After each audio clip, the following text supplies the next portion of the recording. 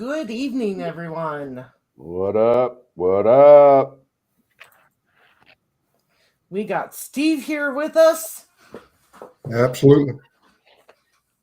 We needed a professional's opinion on some of this stuff. I'm glad Frank could help us. Hey, I was as much into this case as much as Jen was, and she wanted me to pull video and articles on it and stuff like that. So that's what I did. So, and review a little bit of it. And I thought, well, damn. From what I saw in some videos and some pictures, I better get a hold of Steve on this one. Glad you did. So, yeah, he's like, well, I don't know a lot about this, so I bet you I sent him like 30 I don't know, 30 emails on it. Yeah. And I said, the hell with reading all these emails. I just went online and started researching because that's the way I do it. So. Hello, Dee and Raggedy Susan. Hello, one out there. Hello, everyone. Support with Stuff is in the house. Purdue. Melissa. C. Benz. Hold on there. I think that's somebody I went to school with. Jada, how are ya? Boston Christian's with us. Raggedy Susan's with us. There you go. C-Benz, huh? But the C's what throws me off. Ronnie's with us. All right. So what are we talking about tonight? The old Harmony Montgomery story and case. Yes. Something that I didn't really know much about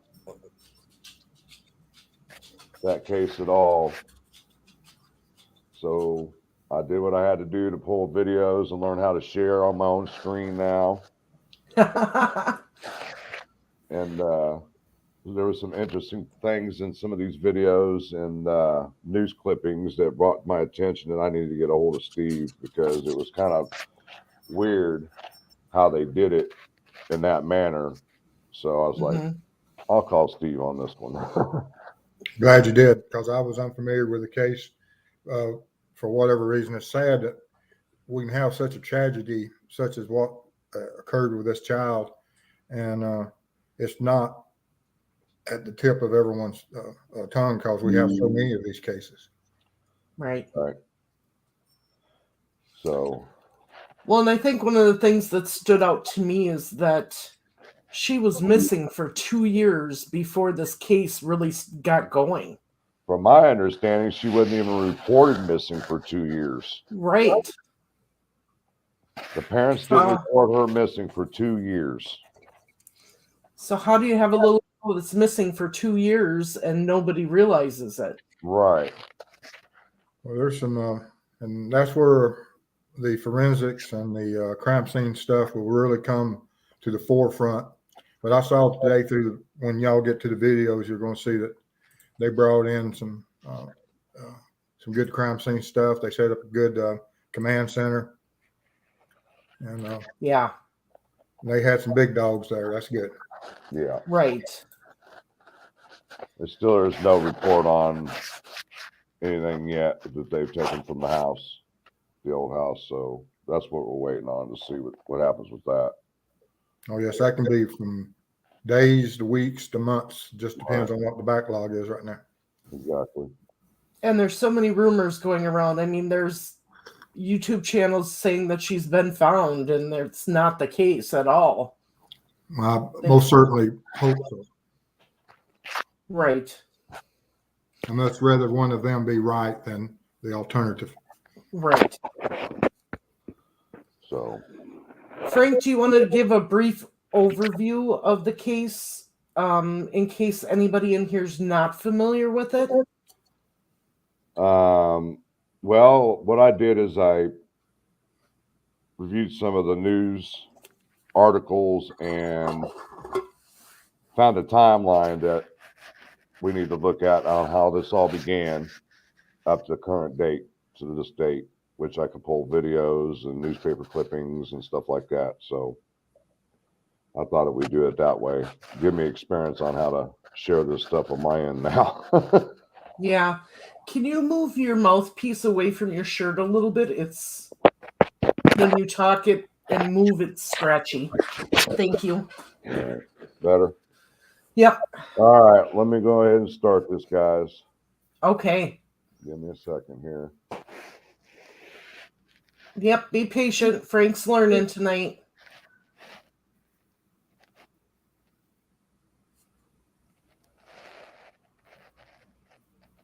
Come on. Come up.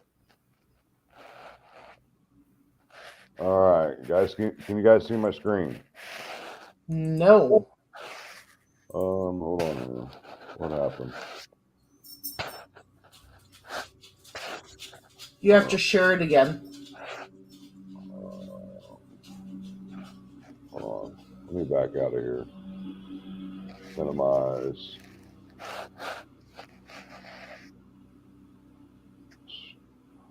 It's not letting me share. All right, let's do it this way. There we go. Hi, Frank Rickman. How are you doing? Glad to be here tonight with you all. All right, now let's see if you guys see that now? Nope. Oh my goodness. It was working earlier. Me and Steve were even looking at it.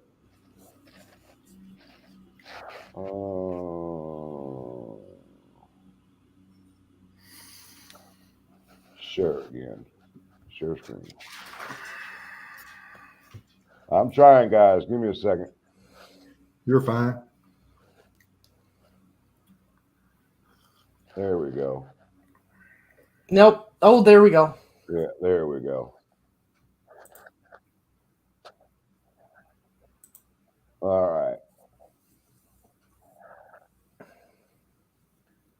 Now can you see it?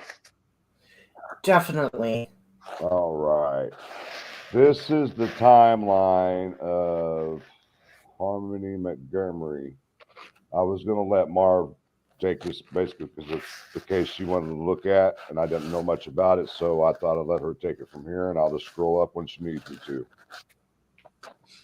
Okay, so it says New Hampshire 7-year-old Harmony Montgomery has been missing since September 2019, and police are asking for anyone with details about her to come forward.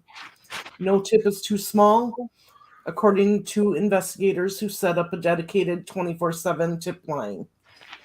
On Tuesday, police in her hometown of Manchester, New Hampshire, arrested her father, Adam, on child abuse and endangerment charges in connection with a 2019 incident that left the partially blind little girl with a black eye, as well as his failure to divulge her whereabouts to authorities when they contacted him last week.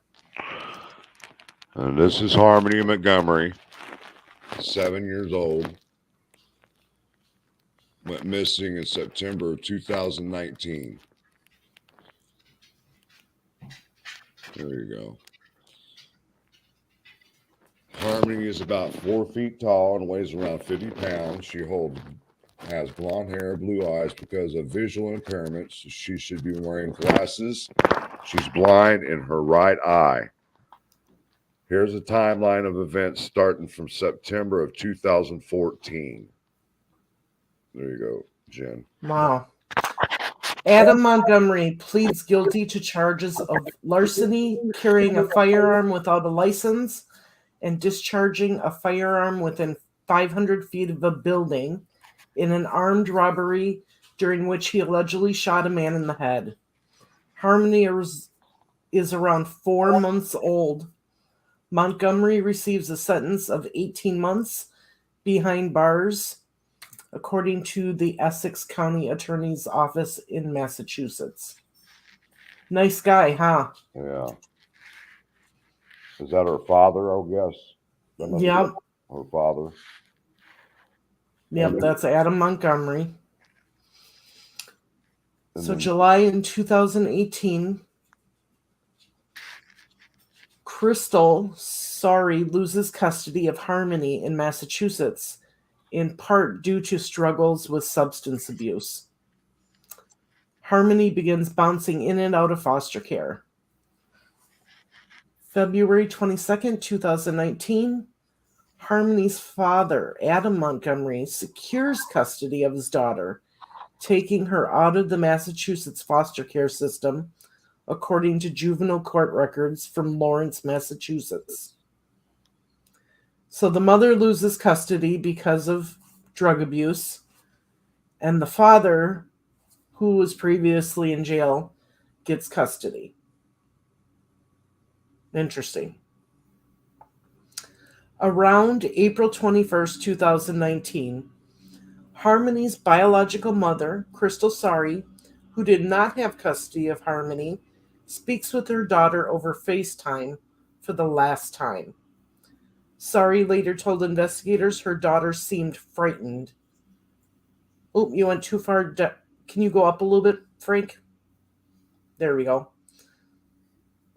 Sorry later told investigators her daughter seemed frightened during the call. Got it. Mosquito. Okay. Blair and Jonathan Miller began fostering Harmony's younger brother, Jameson. From one night in the bedroom, he asked where Harmony was going to sleep. Jonathan Miller told Fox News. July 2019, Adam Montgomery allegedly punches Harmony, who is visually impaired and blind in one eye, in the face, leaving her with a black eye. But police weren't told about this until more than 2 years later, according to an arrest affidavit released on January 5th, 2022. His uncle, Kevin Montgomery, told police about the incident in December 2021. At least 2 other family members knew of the black eye. Adam Montgomery's wife, Kayla, and his brother, Michael, according to the affidavit.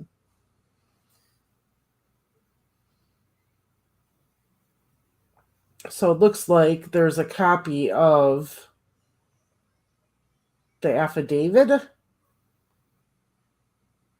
On 11/18/2021, the Manchester Police Department received a call from a woman determined to be Crystal Sorry regarding her daughter.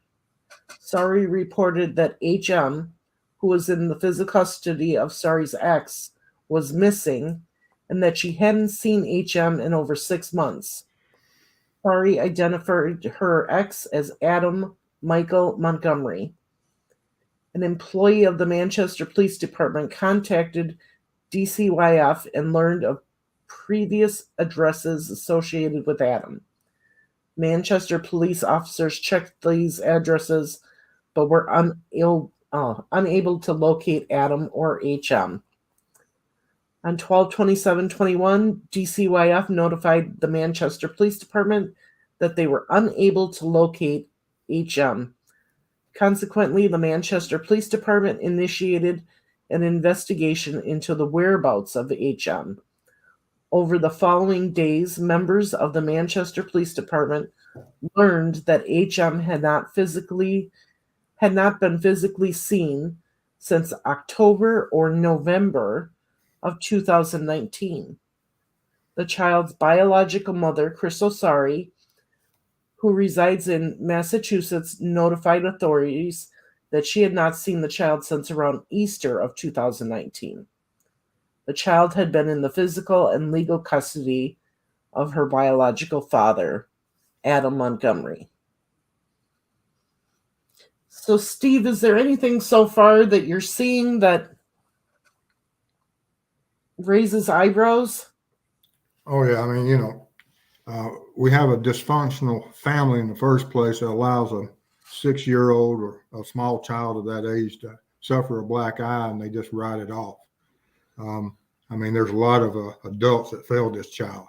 A lot of the court systems appear to have failed this child, because I think, as I was reading up today, that she was in foster care in Massachusetts, and her father was in New Hampshire and got custody of her. And before the child services could go and do an inspection, he already had her in his possession, Right. which is yet another failure of our of oversight. But Right. no, there's a lot of people that failed.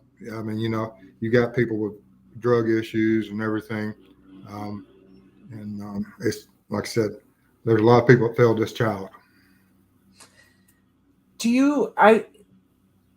Based off of your history as a law enforcement, is it normal for a parent who has already been incarcerated to get custody of a child like that?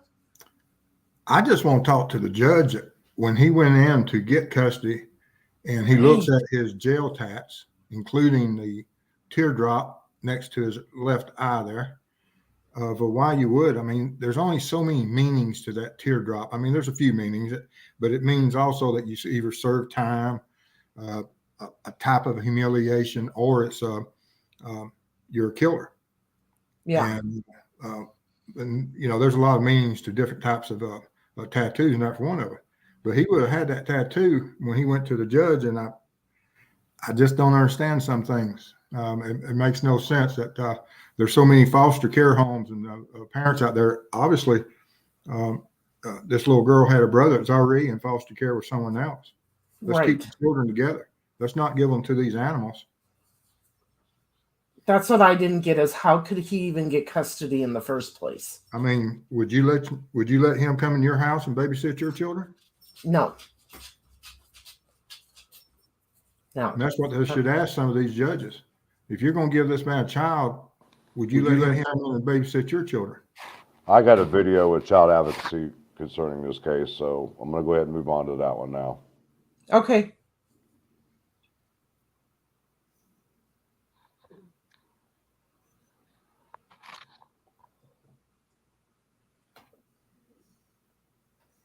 Massachusetts, where Harmony was born. Everybody hear it okay? State care at 2 months. Yep. And New Hampshire, where her father lived at the time that a Massachusetts court granted him permanent custody. For the purpose of this investigation, the OCA is only concerned with the actions that occurred in Massachusetts before custody was granted to her father.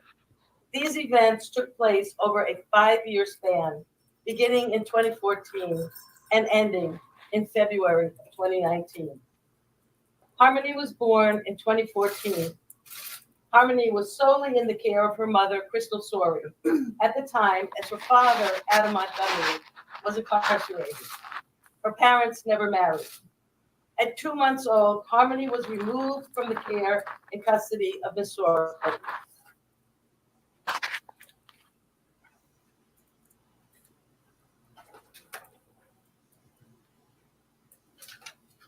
Harmony spent the majority of the next 4 years of her life in foster care, although DCF attempted to reunify Harmony and her mother twice during this period, once in 2015 and again in 2017. Over the same period, Mr. Montgomery had sporadic contact with Harmony. There were periods when he requested visits, interspersed with long periods of time when he had no contact with his daughter. The OCA estimates that Harmony spent a total of approximately 40 hours over the course of 20 supervised visits with her father, from birth to age 4.5. In February 2019, a juvenile court judge awarded custody of Harmony to Mr. Montgomery. At the same time, the judge also ruled that the interstate compact on the placement of children did not apply in this case, which meant that there was no requirement to conduct a home study review of Mr. Montgomery and his wife, Kayla Montgomery, in New Hampshire. Hold on, I'm gonna stop that for just a second. That don't make any damn sense to me. Sorry to say that like that, but it's like Steve said, he's got a teardrop under his left eye, which means he's been in prison or he's been involved in a murder of some sort. You know, what was the judge thinking here? And she had only been with him a total of 40 hours in 4 years. What do you mean he didn't need a home, whatever she just said? Steve, what's your take? Oh, just like I said, if the court systems, if we had some people that would use common sense, that, just look at the man or look at the family. And if you wouldn't let them take care of your children, why would you put a 4-year-old, 5-year-old child in the hands of someone that could harm a child? We have things that's called that um, we have probable cause that we have to do certain things to before we can file certain papers and take certain properties. Well, I believe it should be the same way, that if you're a separated parent that hasn't seen the child in but for 40 hours in her whole life of 4 years, that you should file some probable cause while you can be a good parent. Yeah. I agree, Steve, because that's outrageous that he even got custody of her. And I'm reading the chat, and they're saying in the chat that Harmony's brother was adopted by the foster parents. Oh, yes, So they had why- someplace to put him with a sibling. Right. Why didn't they keep them together? Failure. Right. I mean, Crazy. here in Indiana, I've been married twice and been divorced twice and had kids out of both marriages. And every time that you get married or divorced in the state of Indiana, each parent's got to go to what's called parenting class, so they can learn what the kids' reactions are going to be, how they're going to Exactly.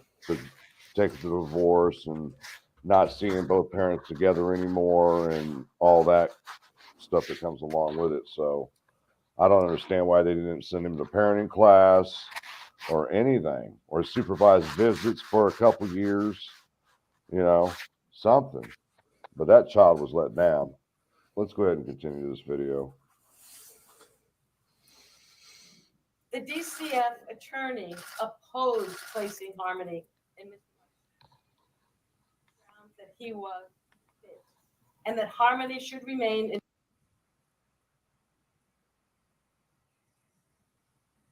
Oh, we can't hear Frank.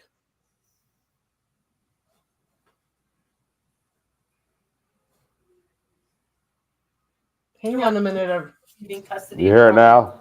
Yeah. Object to Harmony being returned to Mr. Montgomery without an ICPC home study.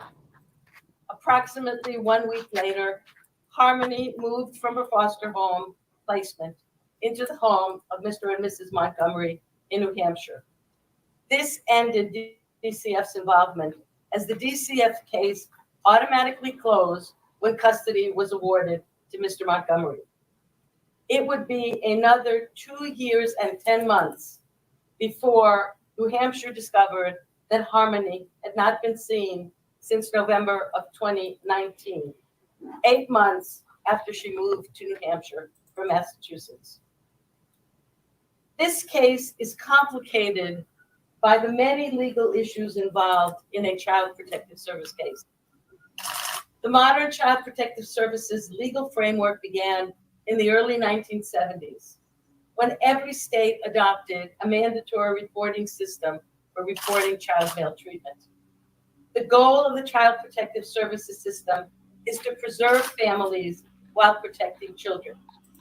In most situations, the best place for children to be raised is with their families. However, there are sadly times when that puts the child at significant risk. As a result, child protection always requires a careful assessment of risk and the need to balance the harm of removal with the potential harm that can come from failing to remove a child from an unsafe situation. We must also recognize that children of color and poor children disproportionately come to the attention of the Child Protective Service system. And these ongoing disparities require our focus and consideration when considering systemic reforms. To remove a child from the parent's custody raises serious constitutional issues about the exercise of state power. Under both the Massachusetts and federal constitutions, the state can only intervene and assume custody when the child's safety is at immediate and substantial risk. The majority of cases that come to the Child Protective Services system fit in the broad category of neglect. Neglect can encompass a wide variety of issues, but it is worth underscoring that the legal standard for removal is substantial risk. In the many cases the OCA reviews where neglect has been alleged, the underlying issue is that a parent's substance use has led to a situation in which a child was placed at a substantial risk of harm. For example, Okay, so this is what I'm getting out of this, and please let me know if I'm misinterpreting this, but because Harmony was in New Hampshire with the mother, as soon as the father got custody of her, all DCFS obligations were complete, and there was absolutely no follow-up or transfer from the New Hampshire case to Massachusetts. Am I getting that right? That's what it sounds like. I have, to me, it sounded like they hadn't learned anything since the 70s when they started the program. Exactly. I mean, how can you say that a little girl who has been being watched by DCFS in one state, just because she goes to another parent, shouldn't be followed up on? Well, they say that the risk factors and the balancing act of how much danger a child be placed in, that shouldn't even be a consideration. That if there's any chance, let's not put the child there. I don't care if it's 1 in 100. Right. I mean, you're not going to come hurt my child, Right. And I'm not letting my child go anywhere where it would be hurt. And so why would there even be a risk? And once again, like I said, when these people speak that's in power, and especially after such a tragedy as this, they're using a lot of 3-syllable words to pass the buck on to that. It's not their fault. We did the best that our system can do under current law. Well, we need to change the law then. And, Right. I agree. It's simply that. Either we legislate ourselves out of this, or we're going to just continue to fail these children. Right. Okay. Can you scroll down a little bit? There we go. Yep, that's where we're at. So going back to the timeline, August 16th of 2019, the Millers meet Sari for the first time and offer to adopt Harmony if the need ever arises, according to Jonathan Miller. They discussed Jameson's strong bond with his sister and exchanged numbers with Sari, remaining in regular contact ever since, following up on Harmony and giving her updates on Jameson. They also frequently sought to connect the siblings over FaceTime, but each time Sari told them Adam Montgomery wasn't answering her. So these foster parents who adopted the brother wanted Harmony. Mm-hmm. So this little girl could have had a happy home. And the courts wouldn't allow it. Yep. So November 2019, the Millers adopt Harmony's brother Jameson. They also reach out to Sari and say they want to send Harmony a Christmas gift from her little brother, but she tells them she's again unable to reach Montgomery. June 2020. Around the time of Harmony's 6th birthday, Sari tells the Millers she hasn't been able to reach Montgomery or her daughter. July 2020, the Millers again make clear they're willing to adopt Harmony if there's a need. March 7th, 2021, Jameson asks his adoptive parents if they can adopt Harmony. I want to call her a Miller too, Jonathan Miller quoted his son as saying at the time.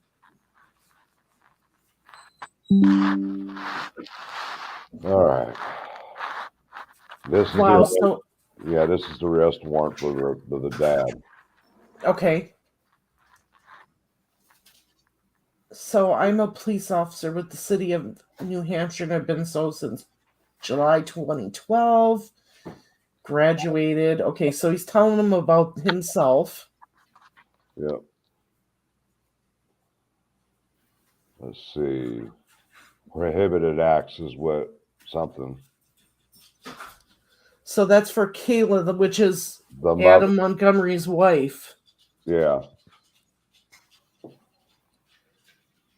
So do you know what that means, Steve? This prohibited acts? No, I can't see it. It's not large enough Give me a second here. to get all the details.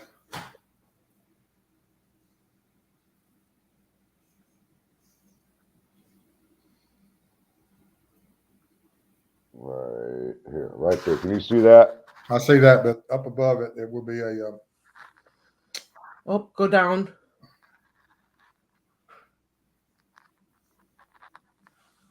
Can you do the scroll bar on this document and scroll it up? on the side, on the, Yeah. let's see what they're talking about. There we go. Okay, go down because this is just the police officers. Right. All right, number 2 there. The information set forth below is based on information known to me personally through my own investigation and through my communication with the Manchester police officers. Additionally, I reviewed police reports prepared by Manchester police officers detailing their involvement in this investigation. This affidavit does not contain every fact known to me or other investigators. Rather, it contains material information relevant to determine whether there is sufficient probable cause to believe that the crime of prohibited acts pursuant to RSA 167-17 BD has been committed. If you'll scroll back up to the last part of the first section.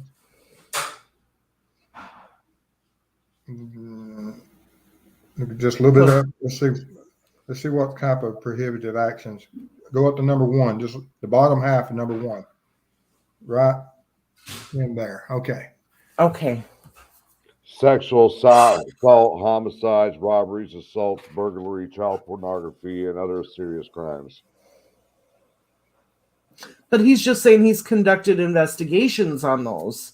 Well, that means that whatever, he's the investigator that handles those types of cases. So he has Right. some evidence that if he's the one that handles that type of investigations, and so he's the best to, whenever he goes to the court and say prohibitive acts, I mean, something he specializes in.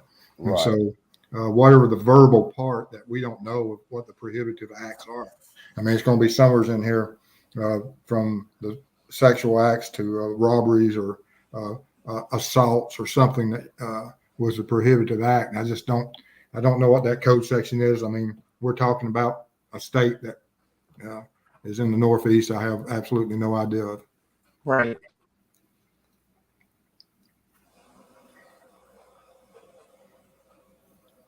And this is just the affidavit, probable cause statement.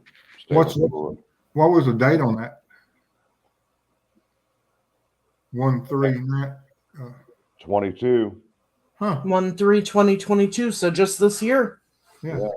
And we're talking about she's already been missing for what, 2.5 years. Right. Yep.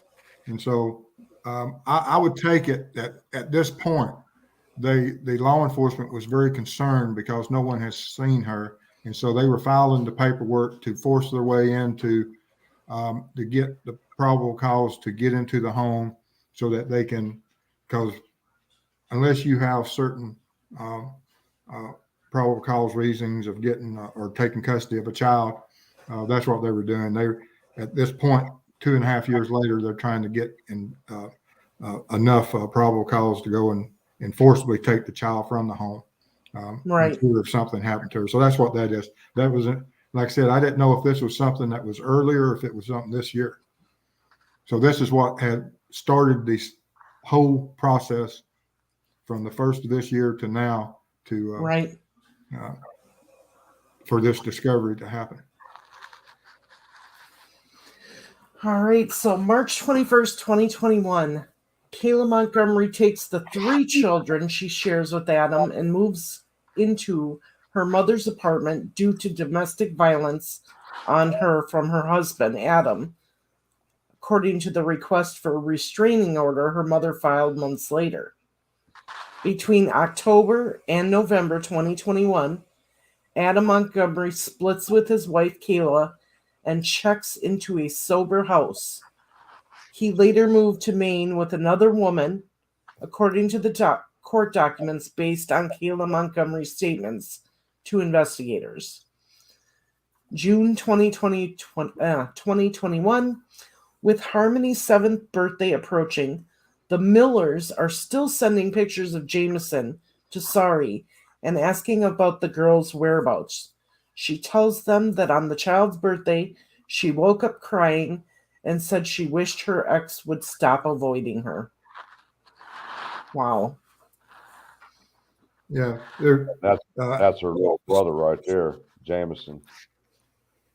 so there was a great belief by the investigators at the first of this year that something bad had happened, because you've got an investigator that his normal part of his normal course of investigations includes homicides.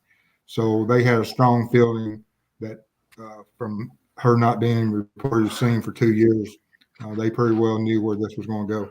Because anytime you have a homicide investigator starts the paperwork of we got to do welfare checks on a child, and we have to file the paperwork so we can take custody and start putting people in jail and going down this road that it most certainly doesn't usually end the way that we want it to.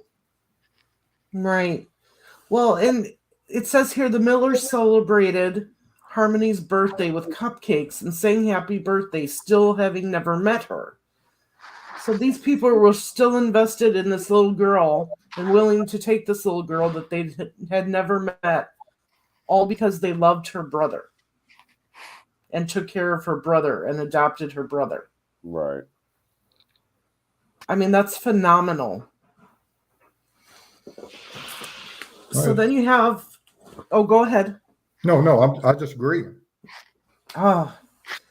So then you have Adam Montgomery allegedly shows up at his mother-in-law's home where his now estranged wife was sheltering with their children and tapped on the window.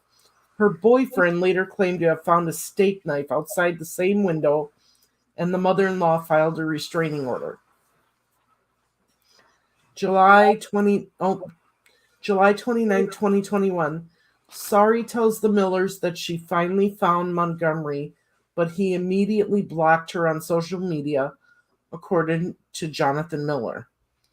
September 2021, Jonathan Miller says Sari told him she'd made contact with one of the Montgomery's aunts, who told her she hadn't seen Harmony since some point in 2019. Shortly afterwards, she reportedly saw Montgomery posting a lot of his belongings on Facebook Marketplace. Adam Montgomery has been booked into Hillsborough County House of Corrections.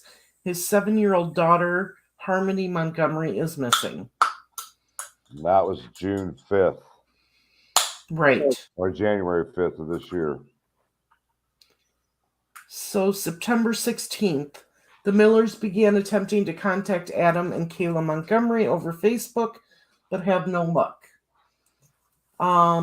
Blair Miller, a Washington-based news anchor for Boston 25, reaches out to New Hampshire's Division for Children, Youth and Families. Sari later tells them she finally heard back from the agency. November 16th, Sari discusses filing a missing person report for Harmony with the Millers. November 18th, the Manchester school officials reveal they have no records that Harmony has ever been enrolled there. Sari reports Harmony missing to the Manchester Police Department. The Millers again offer to take Harmony into emergency foster care if needed. Wow. December 2021, New Hampshire's Division of Children, Youth, and Families notifies police that it is unable to locate Harmony. As a result, police officially open an investigation into her whereabouts and discover she has not been physically seen since October or November of 2019. She was supposed to be in her father's care the entire time. All right, now we get to hear Nancy Grace, guys. Oh, goodness. Here we go.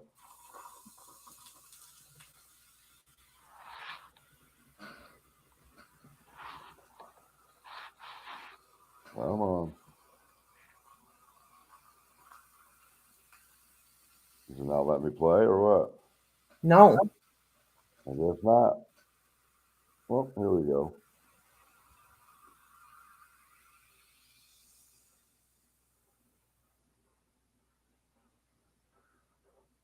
It doesn't like Nancy Grace. I guess not. We'll No. try again here.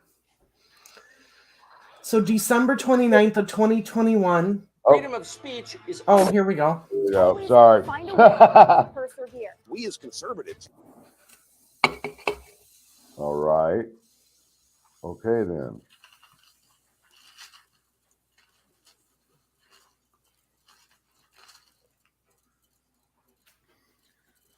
Me and the computer agree on one thing. We need one like Nancy Grace.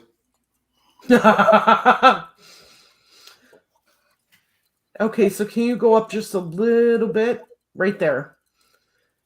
December 29th, 2021. Sorry sends a letter to Manchester Mayor Joyce Craig saying she planned to go to the media pleading for help.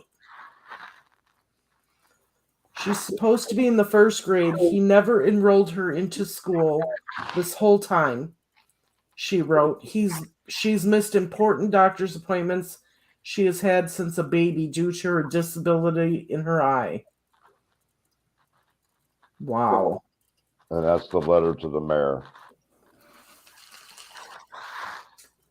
Can you read that one, Frank? Yeah, it said from the mother, my daughter is missing, in danger. DCYF won't help. Hello, Mayor. I'm a single mother of 3. I currently only have 2 of my children. My oldest daughter, Harmony, she's 7 years old. Her father, Adam Montgomery, has physical custody of her, and he is currently homeless and under the influence. DCYF has had an open case for my daughter and didn't remove her when they witnessed her bruises, and the house at the time had no running water. Now it's a year and DCS has done nothing to help me find her. She's supposed to be in first grade. He never enrolled her into school this whole time. She missed important doctor's appointments. She had, since it's a baby, to her disability in her eye. Please, I'm begging for help in finding my daughter before she ends up like that little boy that just passed away due to neglect through the department.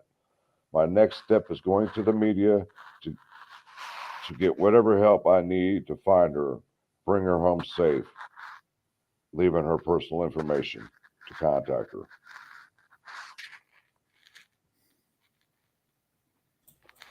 Okay, so then December 30th, 2021, Montgomery's brother and uncle tell police they have concerns about Harmony's welfare.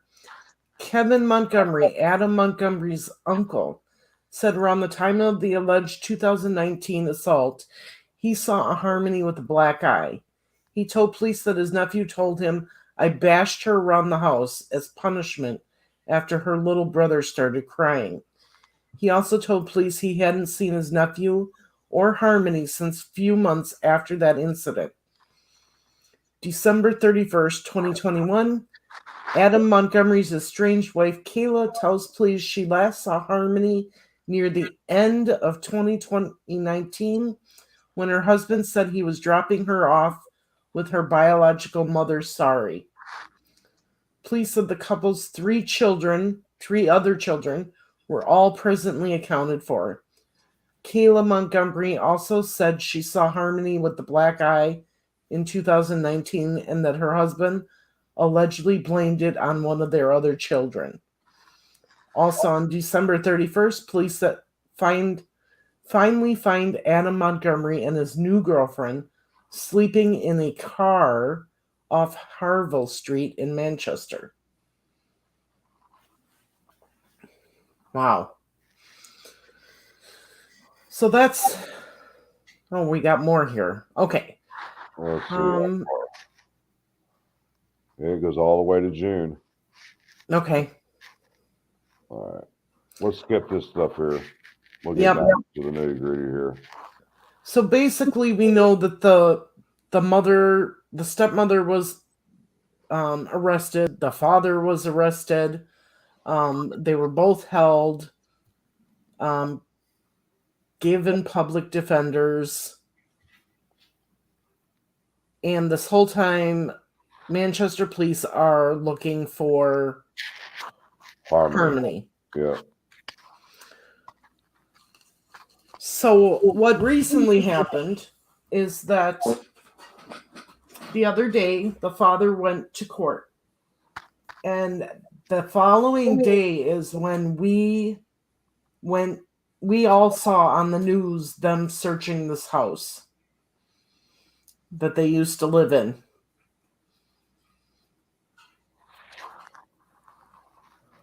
So we'll see here. Waiting for it to load up. Okay.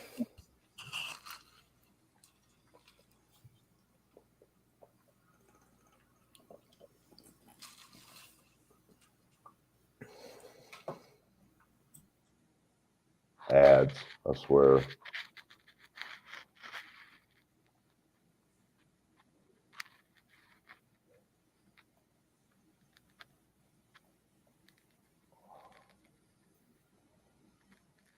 Case that has shaken so many. What happened to Harmony Montgomery? Police say they believe the then 5-year-old disappeared sometime between November 28th and December 10th of 2019, but she wasn't reported missing until about 2 years later. Today, a search went on for hours at this home as investigators search for clues as to what happened. NBC 10's Michael Rosenfield spoke with the little girl's mother tonight. So, Michael, what does she have to say after all this? Shannon, she says she just wants some answers and that it's time for Harmony to come home. This was a massive search that took place here in this Manchester neighborhood all day today. Investigators seem to be focused on the second floor of that apartment building. I wanted to show you my little prayer section for Harmony. Crystal Sorey showing us the space in her home dedicated to her daughter, Harmony Montgomery. This is where I go to talk to her. She wonders every day what happened to her little girl, and now a new lead in the case. Investigators spent Tuesday searching this apartment building on Union Street in Manchester.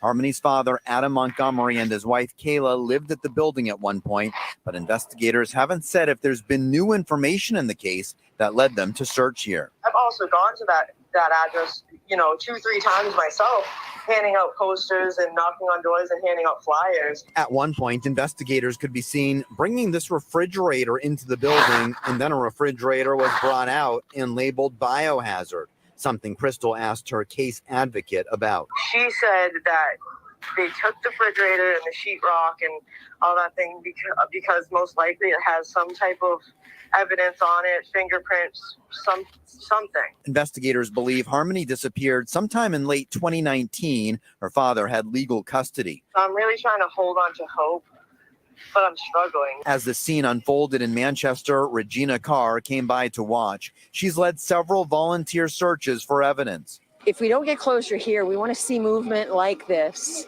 helping us to process that, yes, you are working, you are looking for her, as it hasn't felt like that. It has been a really emotional day, very overwhelming. Investigators have not said what, if anything, may have been found out here in the search today. They left the scene just a short time ago. Live in Manchester, New Hampshire. Michael Rosenfield, NBC 10 Boston. Michael, thank you. And if you have any information on what happened to Harmony Montgomery, you can call or text the 24-hour tip line dedicated to her case. You can see the number on your screen. It's 603-203-6060. Wow. I can tell you an oddity about this I've never seen before. They brought a refrigerator to the scene, took it inside, brought it out, wrapped it, and reloaded it. That is something I've never seen, and there's most certainly a good reason for it. I just, like I said, I've never seen them bring in. Right here, this picture I just pulled up. Yeah, but they also showed them putting it into the house, and this is the second video I've seen today where their reporters reporting that they brought a refrigerator to the scene and then later removed that refrigerator, which is most certainly a fact. This is the first time I ever heard of that, but I know there's a good reason for it, that whatever's within that refrigerator either has to be maintained at certain temperatures in a sterile environment. I don't know what the interior of that is, but I've just never heard of them using a refrigerator as some type of a transport or a container for biologicals. That's very interesting. Yeah, and I guess that's the thing that gets me, Steve, is why would they mark it as biohazardous? Well, if there's certain things if the home or whatever they're taking or whatever they found that they want to regulate the temperature of to stop the decomposition, but we're talking about a child that's been missing for 2.5 years. Right. So that's very confusing about that refrigerator. When I first heard about the refrigerator, I thought, oh, maybe at some point in the past, they're taking the refrigerator from the home that was in the home the whole time. Right. But this is the second time today I heard where they said they brought it to the scene and then took it away. And now, unless I'm totally wrong and misheard that. Didn't make any sense to me at all. Support with Steffa is saying the old fridge was removed and they brought a new one into the apartment per Duty Runs live today. And I've heard that, but if we watch that clip again. Yeah, you see him bringing it in. But is it the same refrigerator? It doesn't look like it to me. It looks like a different one? Yeah. So it would be the one, they removed the one that was in the apartment all this time and just brought in another one to replace it. That's what it sounds like. Well, I don't know why they would even do that. I mean, we're not into the law enforcement and processing crime scenes. We're not into redecorating or refurnishing apartments. When you have a crime scene, you go in there and get what you need. You have the paperwork. You seize what you need. There's no need to refurnish the apartment. I'm sure that people out there have better information than what I have, because all I've heard is that they brought it and they took it. Maybe whoever the officer Ron is, maybe he knows exactly what they're talking about, but I just never heard of that before. Well, if there was hazardous material in the refrigerator that was already there, and I'm saying if, because it's been 2.5 years, do you think biohazardous material would still exist in a refrigerator after 2 years? Well, if let's just wash out that they didn't bring a refrigerator at all. We don't know what the facts of that is. We don't know if it's the same refrigerator or not. Let's just wash the slate clear and say that, okay, there's a refrigerator within the home that they're going to take, and the one that they brought for whatever reason, we makes no sense to me. But regardless, let's just say that there is a refrigerator in the home at the time that's been there since this baby has gone missing. I'm going to stop you there for just a second. I want to thank you for the $100 super chat sticker from the Wordy. $100 super sticker. Thank you very much. Absolutely. Absolutely. It's great support from your community, and y'all well deserve it. Um, the so law enforcement gets the paperwork to go in and conduct a search with or without the permission of the property owners. Whenever they enter that residence, there's going to be a sequence of processes that start. That they'll make entry in, and they may introduce K9 in to do cadavers searches or decomposition searches of certain areas through the home. They'll identify certain areas within that home of what are the natural sleeping areas. Where's the master bedroom? Where would be a child's room? And where's the living rooms and stuff? And of course, you got your kitchens. And so they'll run those animals, those canines, through a residence, and they'll mark the locations that they'll have some type of the alerts from the canine. And for the fact that once you document that you have alerts in certain areas, that you may take the canine back out, and then you start another process of close visual examinations of areas, because even when you have if there's some type of violent offense that occurred in a house, and say that there's injuries that occur to any human, and there's injuries that cause blood loss.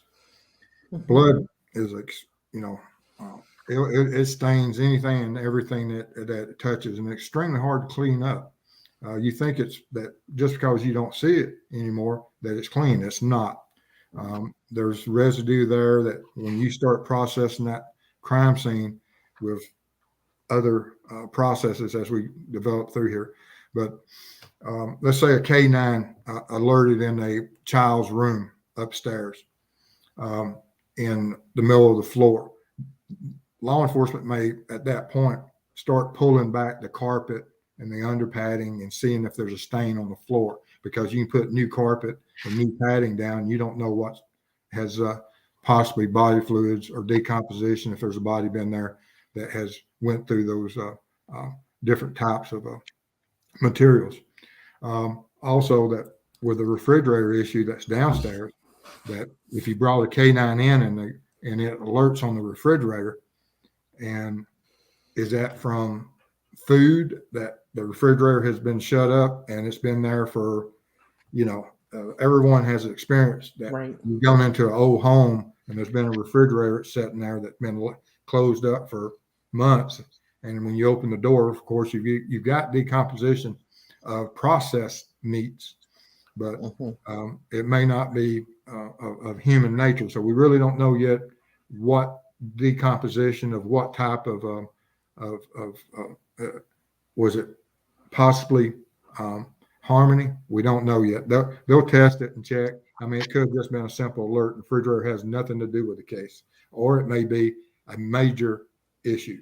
But we'll know that after the reports start coming back and when the charges start revealing themselves of what law enforcement did in that apartment, how long they were in that apartment, what presumptive blood tests they performed as they went through the residence.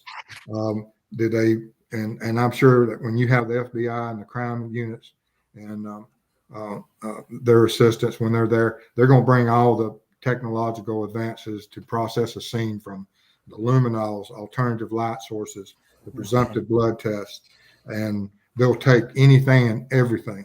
And once they package it, process it, get it out, and they transport it, it'll go to the labs. And of course, at that point, every how long length of the lab personnel and the experts within those areas that check things, because even if let's say that refrigerator that has been in the house since she first went missing 2.5 years ago, if she was ever placed in that refrigerator for some unknown reason, or she had, and there was any type of decomposition, even if they cleaned it, body fluids due to gravity, blood, other body decomposition fluids and everything drain down to areas that can't be cleaned. And once they get it, once they get it to whatever lab it is, they're going to take that thing apart. And test it. They're going to test places that you can never clean, because sometimes you can get false positives that when you're processing a crime scene, that if someone like with bleaches and stuff, that some of the alternative light sources and some of the luminols, they react with some of the cleaning agents just like they react with blood. Mhm. But you know, if you got someone cleaning the ceiling with Clorox, there's a reason. And it doesn't matter which one it is. If you ever see a reactive on the ceiling or high on the wall, that's places you normally don't clean with Clorox or anything that would Right. reaction, unless there's been some type of violent encounter and you got blood spatter and stuff.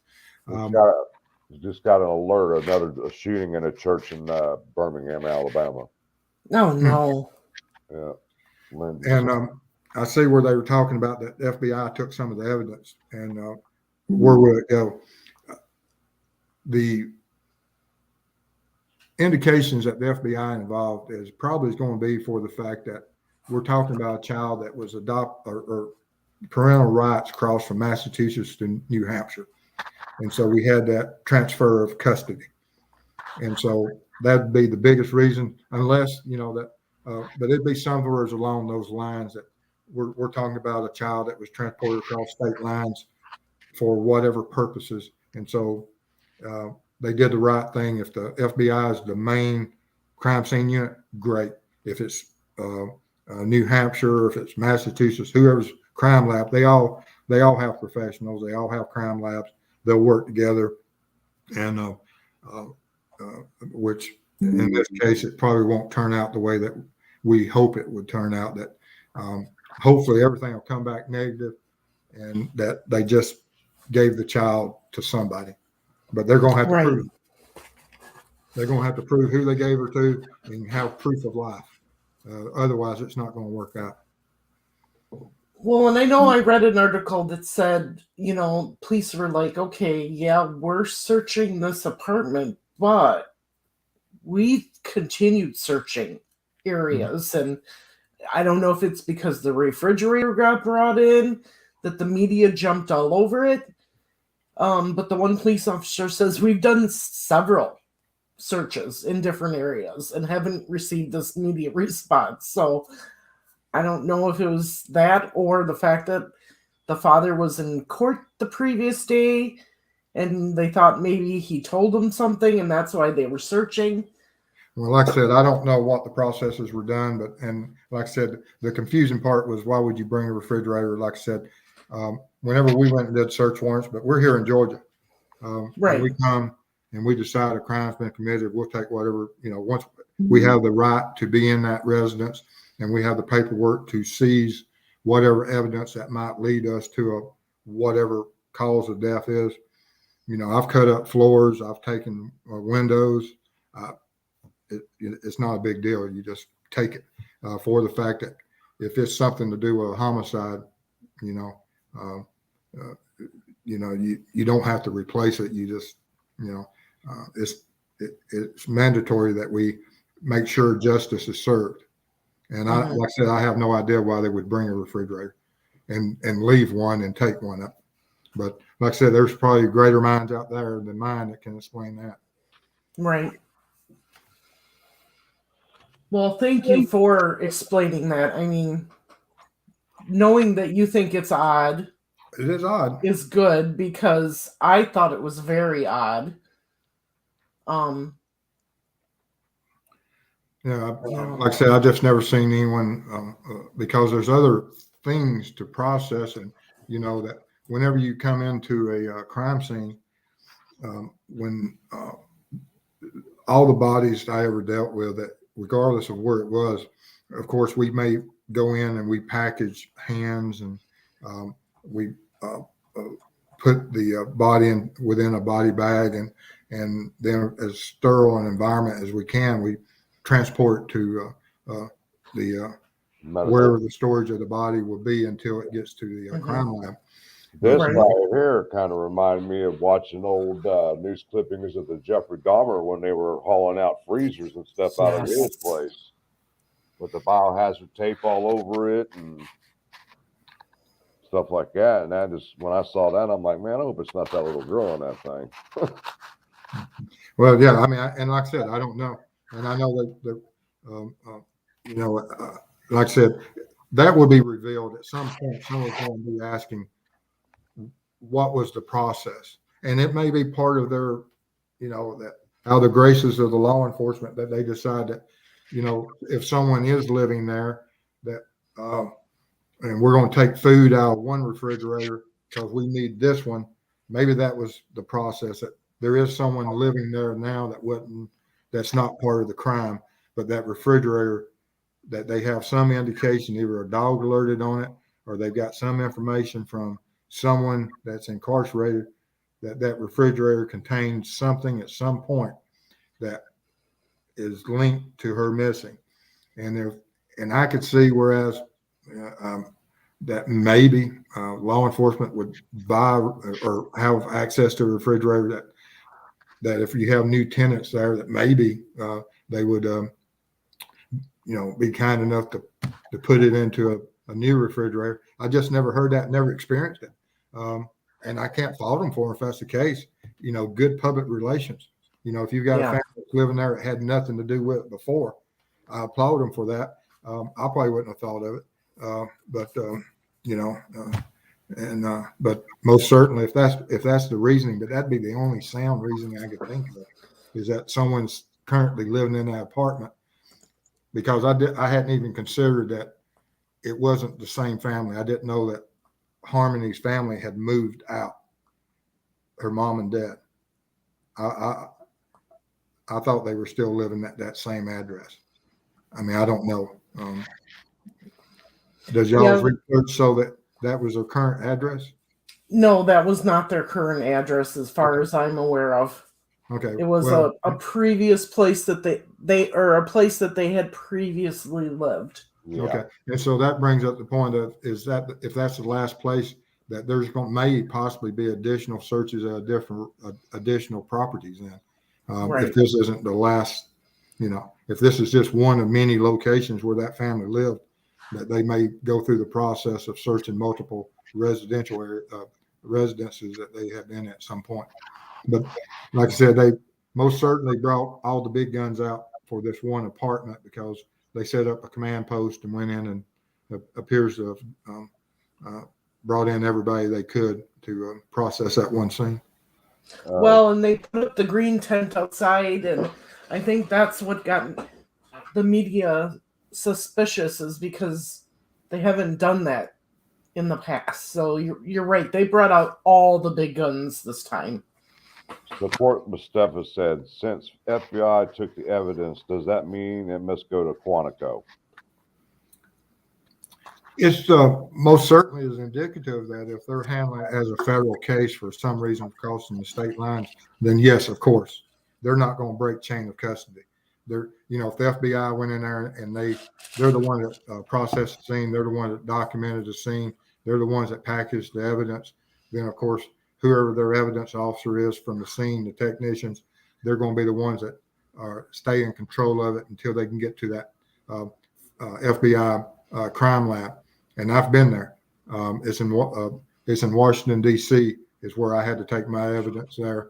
And when you go into that controlled environment and you have your packages, you'll go in and they're very, very strict that when you bring a package in, you have to have it whereas it's sealed, that there's no way that anything they have in their evidence collection areas that can contaminate what you brought.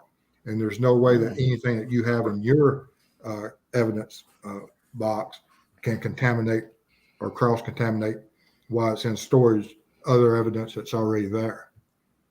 And it's a long process, you know. I took a file box, just like, you know, probably 18 by 24-inch file box, and you know, it was a 3 or 4 hour process just getting it into the crime lab. Wow. I don't see a whole lot of questions in the chat. Everybody's just listening and taking it in. I did, and I saw a comment here from I'm not Teresita Hillis. And she is right. There was a comment from a relative in the news stating that the family has been told to prepare for the worst. I'm pretty sure they've been prepared for the worst Yeah. I would because this little girl has not been seen in 2.5 years. Yeah, I saw an interview today of the mother, and that's what she already was mentioning, justice for Harmony. Right. And so Right. that most certainly shows that she's at the point that she realizes that, you know, her daughter's more than likely gone. yes. Right. And I think the family's been prepared that this is going to be, if anything, a recovery, not a rescue. Right. Well, hopefully there will be a recovery. I mean, you know, they said they were checking sewer lines and everything else today, and which, you know, 2.5 years. Right. Yeah. Man. All I know is that this little girl was failed in every sense of the word, right from the parents to DCFS to due to, you know, the courts. I mean, You know, it's starting to be a national problem when it comes to child protective Yes. services, no matter what state. No. There's always been a problem in every state. Oh, yes. And you've got some of the foster care, you know, that they actually are predators. Yeah. yes. And some of these fosters are just in it for the money. They don't care about how the kids turn out or what happens to them or anything like that. They just go on to the next one and collect the money each month for that child. Yeah. And like I said, I don't know what the answer is, but most certainly, you know, we're all adults and we got to figure out some way. And I don't know you know, but I know who I'm going to be talking to in the probably the next week. I'm going to be talking to some representatives and within what my area is and see, you know, how long does this have to continue? Right. And what, you know, let's not be working on some of the stuff you're working on. Let's work towards our most at-risk population. I mean, of the ones that can't protect themselves, there's nothing that little old girl could do to protect herself. Nothing. Right. Well, and it's obvious that this had to have happened shortly after the father got custody of her. Yes. So we're not talking that she was in his custody for a long time. Yeah. Because that's not the case. Well, but they most certainly, since part of the charges is welfare fraud, that means that she was claiming the child was alive, and so that they could use it as a check and money making issue, and that's just, you know, that's sad.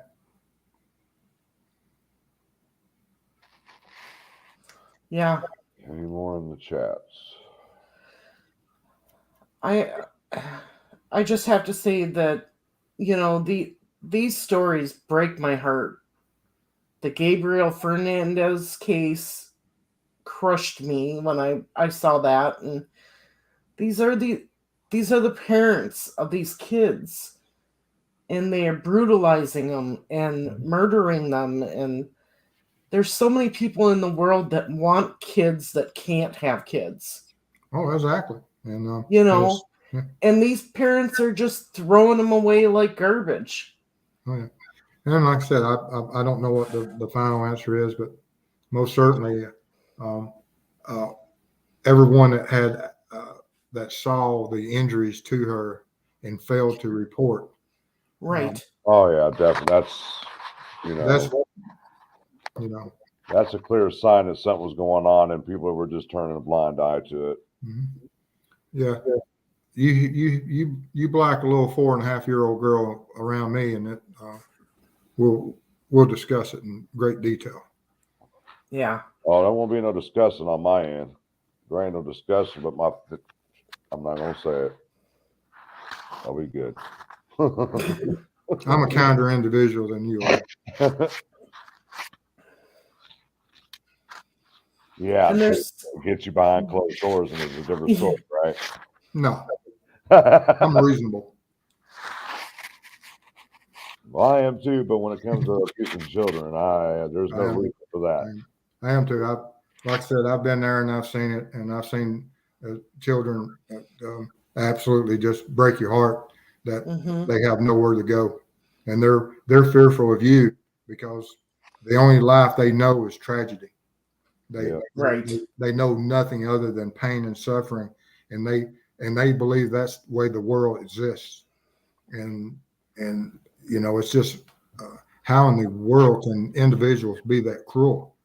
You know, because a child that's never experienced anything but that, you know, it's normal to them. And but it is absolutely a brutal world, and something has to be done. right. And like Teresita says, there has to be an answer. We just have to find it and do something about it. Yeah. It seems like a common theme in our society right now. You know, these children are getting murdered by their parents. They're getting murdered by these pedophiles. They're getting murdered by in Indiana. assault Wasn't there a rifles. child that was abandoned in a suitcase just last month? Yes. Yeah, they buried him, but there was a funeral home that took all the expenses, got him a casket, had a funeral for him, and had a burial, had a headstone made for him, and everything. Yeah, It'll be interesting whenever the DNA and all the backgrounds and everything, when they finally find the family, which they will, you know, hopefully, yeah. with all the DNA and stuff. It's just a matter of time of processing and letting some of the professionals that do those researches in reverse. Yeah, they'll find out who that child belongs to or what family it's within. And once they do that, there's going to be a grandmother, an aunt, or uncle say, there is a child within that age that we hadn't seen in 2 years or something. Well, you know, they found that girl from Peru, that 13-year-old that disappeared for a day or two. They found her safe. So. Well, and then you have the devastating news of the little boy that walked off from the babysitters and was found in the pond. Yeah. You know, that's just a tragic accident. Oh, yeah. He didn't know any better. Oh, no. One time in my career, we had a K9. That K9 was a bloodhound. And it only one time in the 7 years that dog was active did it ever have to be called into duty. And it found a small child. I guess the child was 3.5 years old, that was out in the middle of a swamp. And it was worth every dime of housing and taking care of that K9 for all those years to find that one child. Yeah.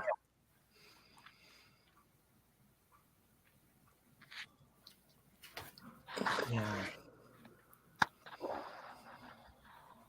Let's see here. The grandmother may be cooperating. We do not know. We have no idea what the stepmother was telling her mother. She's a drug addict, so they tend to lie. Yeah. And Meep says, yes, the guy that found him was heartbroken, meaning the little boy.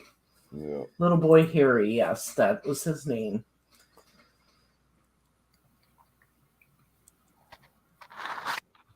And I know that I read somewhere, I don't know if it's local to me or what, but I remember reading it.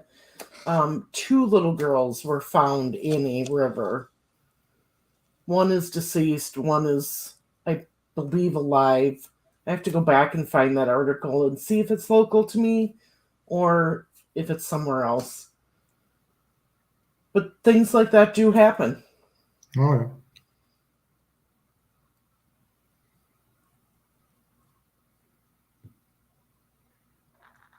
Sorry, I had to mute because Blade's barking at somebody out the window. But So, I mean, I do understand that things happen like that. and that's just part of life. But I just have a hard time believing that they left a 3-year-old unattended like that in the backyard. That's what bothers me the most. You know, they got you. You know what they said? You got your terrible twos, and as they get older, they get mischievous, wanting to get into things and check things out, and nobody was around to see them walk off. Yeah. That's the problem that I have with that kind of case. Oh, yes. I mean, It's not, you know, the neglect part of it is that's what I'm talking about, is the neglect part of it. The responsibility of your job as a babysitter, you neglected that child's life. And that's basically what happened here. But like Melissa said, you can't turn your back on these little ones because they're so curious and they just go It's just like off on their own. just But like you can't watch them every second either. And this may have been one of those moments where she went to go to the bathroom, you know, or something, and he got out and off he went. You never know. They can walk off in the blink of an eye. And they're quick. Oh, I'm glad my kids are grown. oh, what my mom used to tell stories to our neighbors and stuff about me when I was a child. Evidently, I was a nightmare. Oh, me too. I got stories too. Yep. I apologize to her that I never really meant to do all that. But we're getting down to the nitty gritty time, people. Yeah. So, what are the I mean, we've been trying to get the audience's comments and questions in here. Yeah, there's not a lot for anybody to be, you know, other than everybody just having to sit here and reflect upon what a tragedy it is. Right. Because we really don't know much at this point, other than that they've been told to prepare for the worst, and everyone knows what that means. Right. And everyone recognizes that the court system's failed, the judges failed, the Department of Children's Services failed. And so now it's just that we're going to see a lot of people pointing fingers towards a lot of other agencies now. Yeah, well, that's already happening. That's already happening. So, but yeah, my hope is that she is found and that she can be laid to rest respectfully and properly. And I guess my hope is that we can find a solution to protect these kids better. I understand that the courts want the parents to have custody of the children. I want the parents to have custody of the children if they're worthy of the children. Exactly. It has nothing. It does biological doesn't just because the same bloods are passing through your veins doesn't mean that you're a great parent. Right. And you know, and it's got to the point in day and age that the government basically has control over parents these days. They got their hands tied when it comes to disciplining them and things of that nature. I mean, they're teaching these kids in schools that they can't get a whooping no more. Yeah. Boy. Yeah, my mother would have served 3 life sentences for this. Yeah. Yeah. I know what you mean. Yep. Yeah. Yep. So nobody gonna tell me how to raise my kids. Yeah, I was stubborn. I was stubborn as a child. Oh, I got stories, believe me. Woo. Ooh-wee. Melissa, we are going to start diving into other cases as we research and validate things in Delphi to keep everything running and going. So yes, Summerwell's cases has a lot of rabbit holes. So I don't know if we're going to tackle that one right away. Right. Because Delphi is hard enough, but we are going to look into the Dylan case. We have, and Steve, I just wanted to let you know, I received a CD of information on the Tabitha Shucks Rains case. I have to go buy a portable CD player so I can see what's on it. And then I'm going to send you and Frank a copy. And Okay. I'd like you to help me look Sure. through that information. And then we're going to talk with her dad and everything. Okay. Sure. And So yes, like Frank said, right now we're working on several cases. We're working on Delphi. We're helping Jerry with Karina. Now we're gonna step in and we're gonna start helping Mark Tate with Tabitha. And then we're gonna start reporting on some of these other cases that that I wanted to look into and that viewers have asked us to look into. Okay. and yes, the Delphi case is our baby. Believe that, people. Yep. We're getting some decent information coming in, and we're holding off on doing anything about it right now because more keeps coming in. So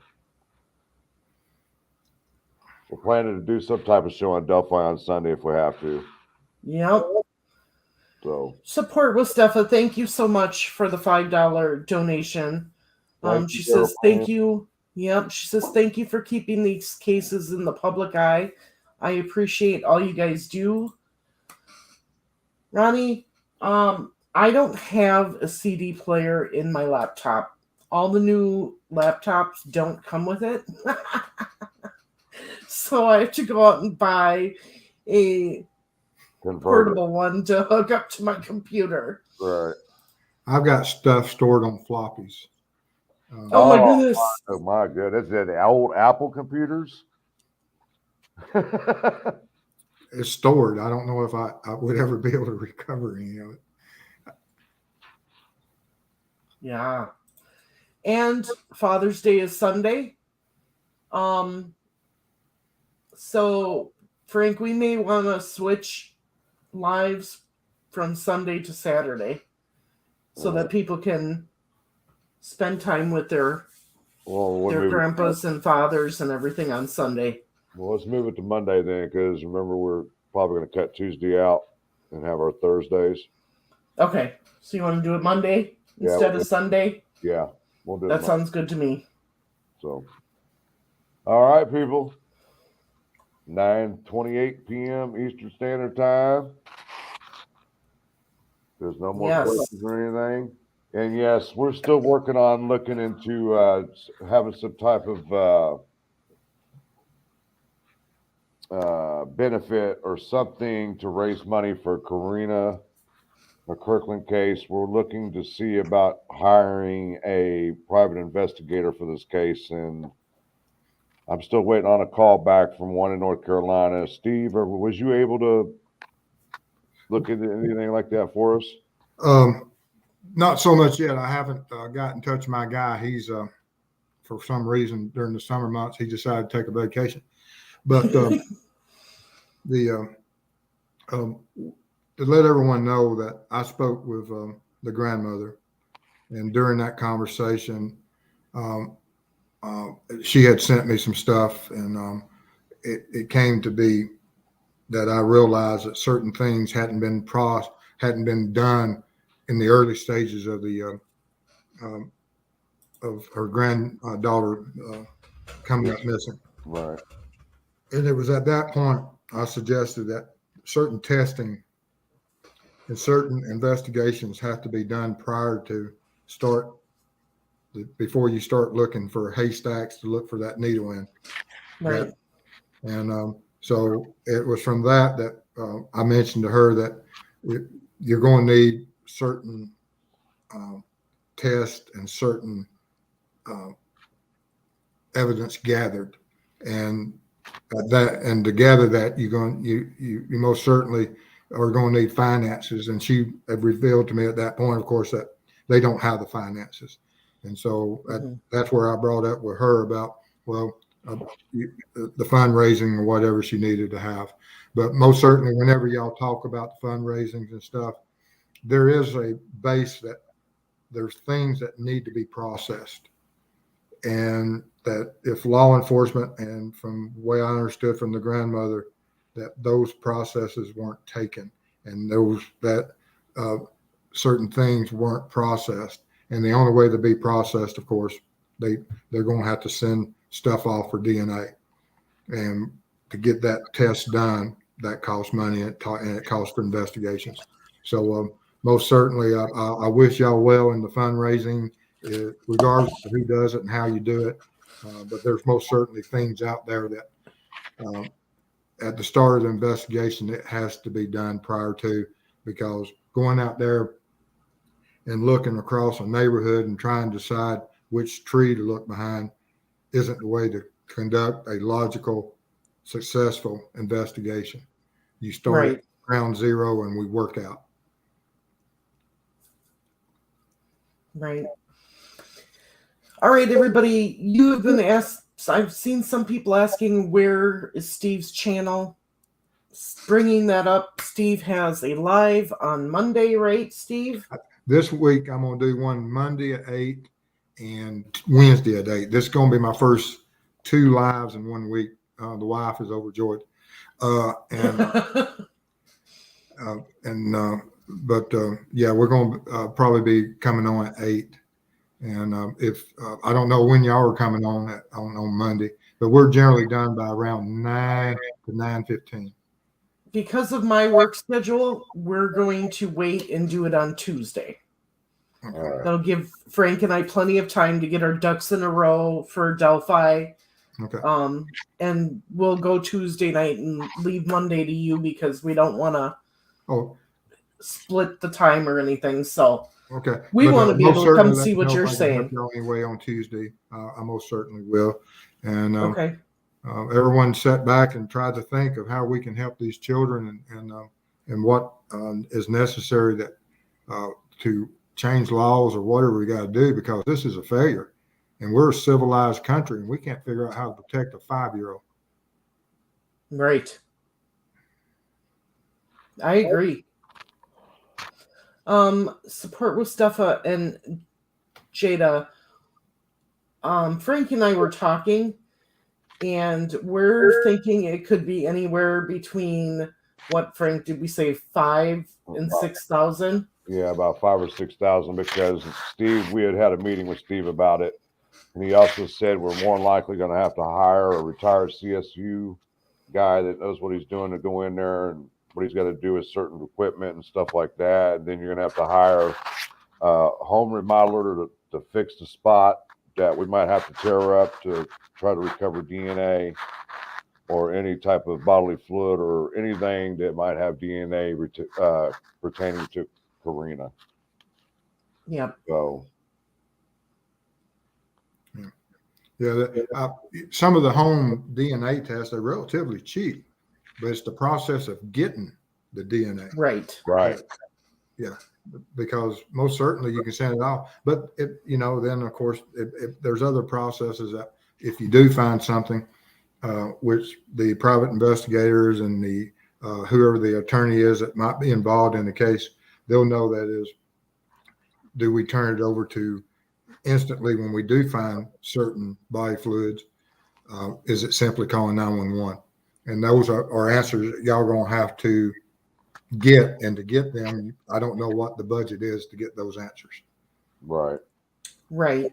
So in a perfect universe, we would choose not to turn it over to the Kokomo police, because they have proven that they are unwilling to do the work themselves, and we wouldn't want any information to be lost by them.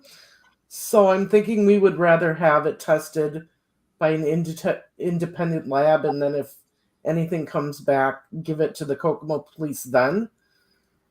But that costs more money, so this is in the early stages. We're still trying to get price ranges for a PI. Yep.